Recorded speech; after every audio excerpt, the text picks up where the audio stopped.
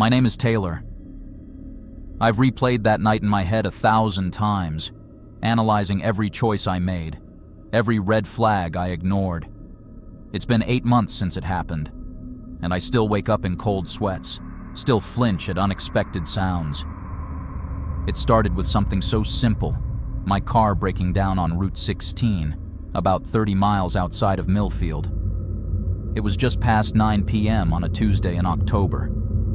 The highway was practically deserted, and my cell phone showed no service. I'd been driving back from visiting my sister at college, taking the scenic route instead of the interstate because I wanted to enjoy the fall colors. Who enjoys the scenery at night? I should have stuck to the highway. That was my first bad decision. I started walking toward what I hoped was the direction of town, staying on the shoulder of the road with my phone flashlight guiding the way. After about 20 minutes, headlights appeared behind me. A pickup truck slowed down, and the driver rolled down his window. He looked normal enough, mid-30s, baseball cap, flannel shirt. His smile seemed genuine when he asked if I needed help. "Car trouble?" he asked. "Not many tow services out here this time of night." I hesitated, but the temperature was dropping and I was still miles from anywhere. I should have kept walking. It was cold, but not worth the risk. Instead, I stopped. That was my next mistake. "Yeah, it just died on me back there," I said. "Could you possibly give me a ride to the nearest gas station or somewhere I can get cell service?" "Hop in," he said. "There's a diner about 7 miles up the road. They're open late and you can use their phone." I got in. It was my worst decision to ask for help from him and trust him. We made small talk at first. His name was Eric.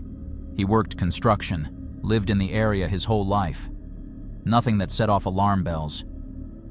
Then he missed the turn for the main road. "Shortcut," he explained, noticing my concerned look. "Saves us about 15 minutes." The shortcut took us onto a gravel road, then a dirt one. Trees crowded in on both sides, branches scraping against the truck windows. My stomach tightened. "Actually," I said, trying to keep my voice steady, "I think I'd prefer to stick to the main roads." "We're almost there," he said. His friendly tone hadn't changed, but his knuckles were white on the steering wheel. "Trust me."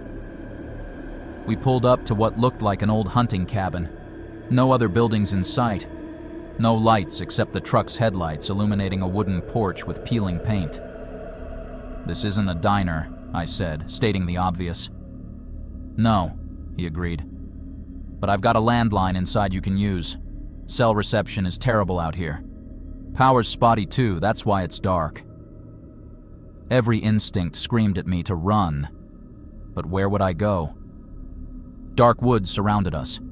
I had no idea how far we'd driven or in what direction. "I'll just wait in the truck if that's okay," I said. "If you could make the call for me." "I need you to come inside," he interrupted. His voice remained calm, pleasant even, but his eyes had changed. "Right now." That's when I noticed the knife on his belt, partially hidden by his jacket, and what looked like dried blood on his boots. "Okay," I said, trying to sound cooperative. "Let me just grab my bag." As I reached for my backpack, I clicked the emergency SOS button on my phone, praying it would somehow work despite the no service indicator. With one fluid motion, I swung the heavy backpack at his face and bolted from the truck. I ran blindly into the woods, branches whipping my face, roots threatening to trip me.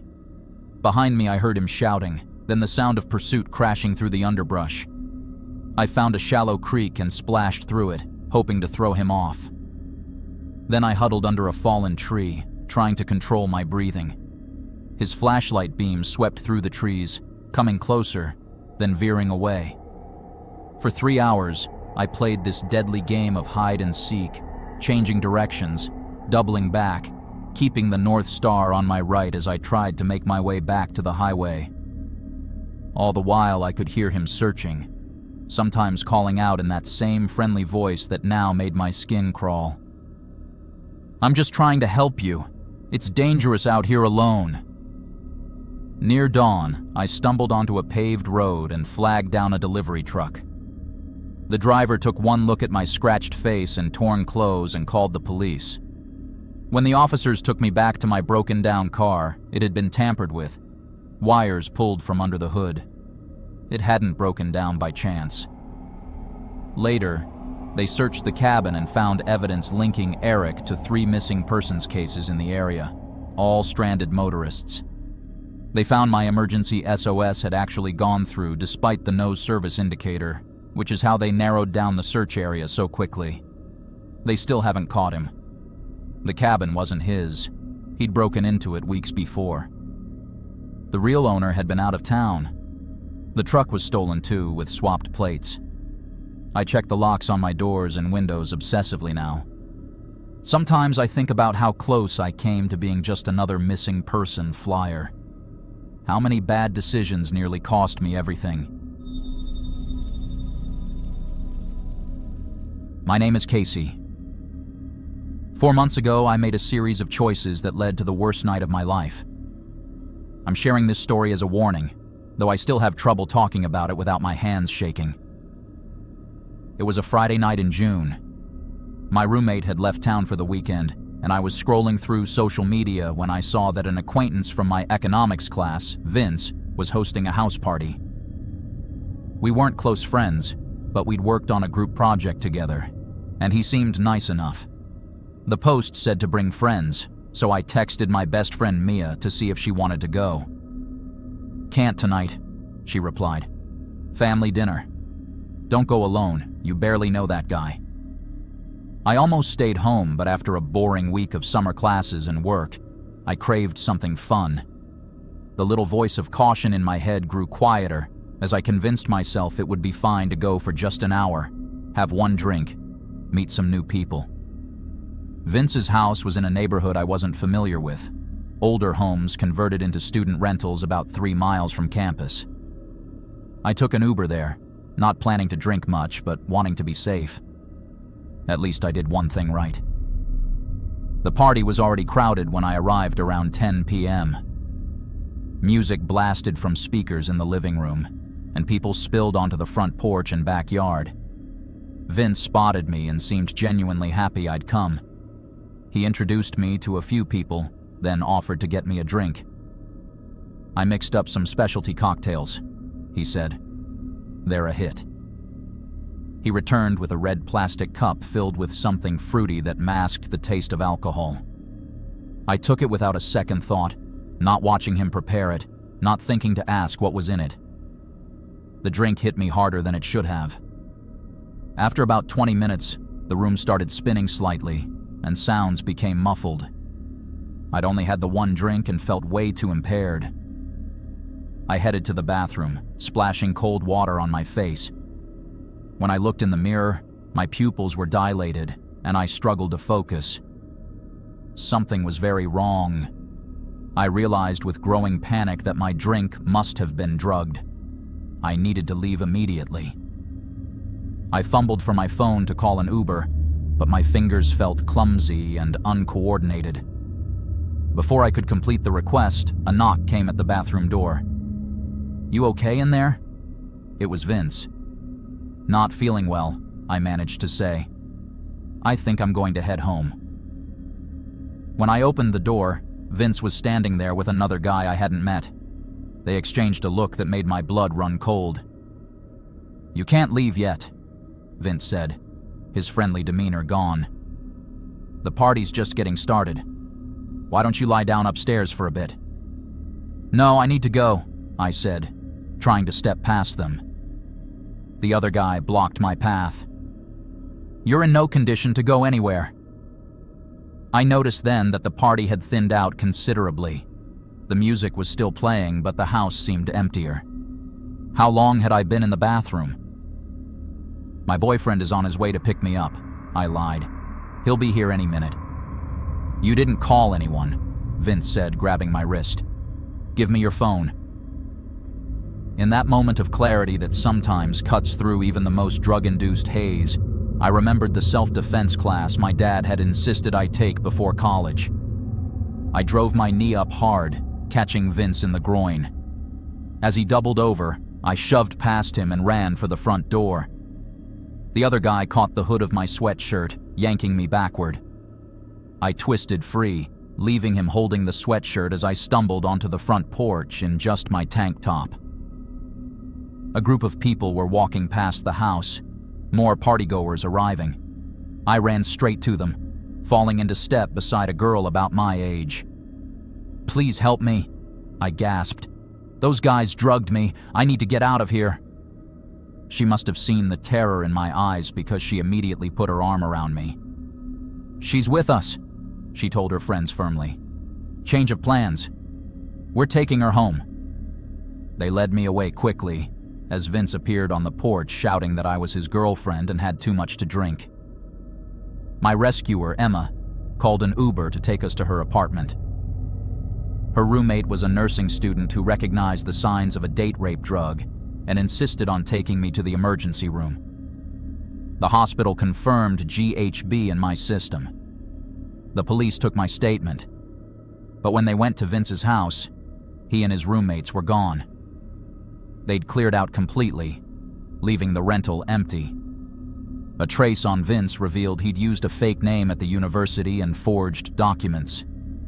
His real identity was tied to similar cases in 2 other states. Security footage from nearby houses showed at least 7 other women being escorted, stumbling to upstairs bedrooms during different parties at that house. I was one of the lucky ones.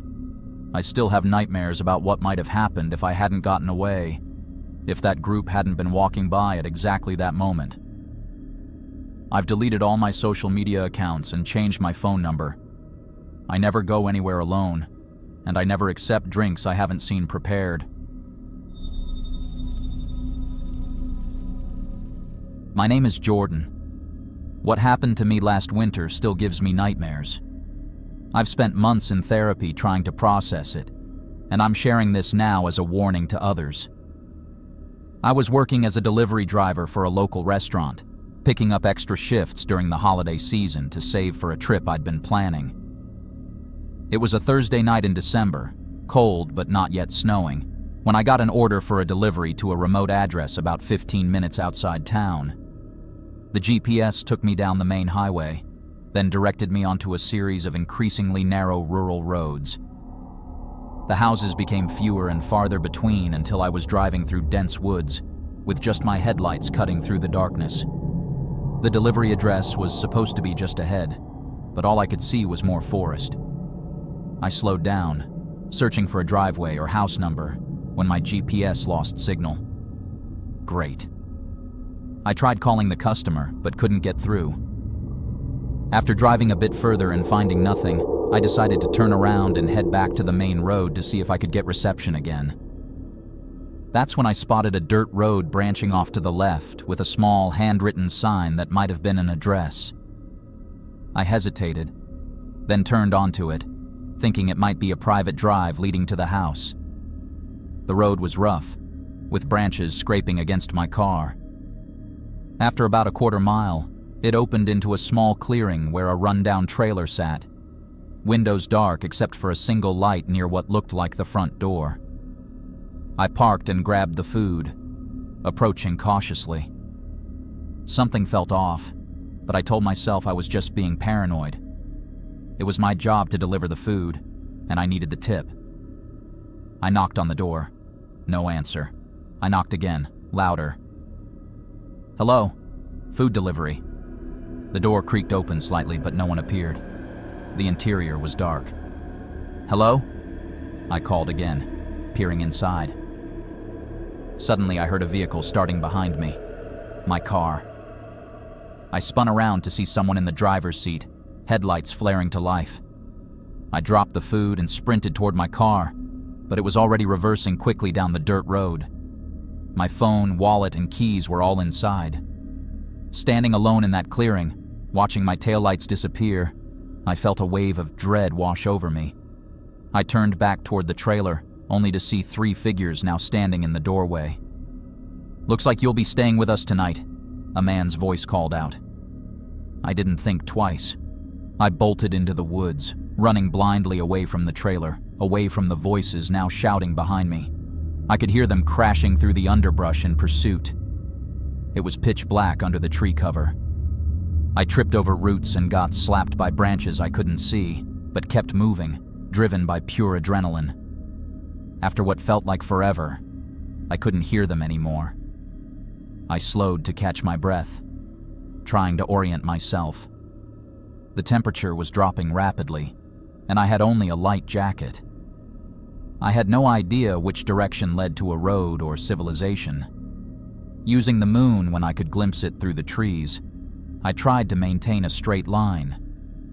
After hours of walking, my feet numb with cold, I finally saw lights through the trees, a highway.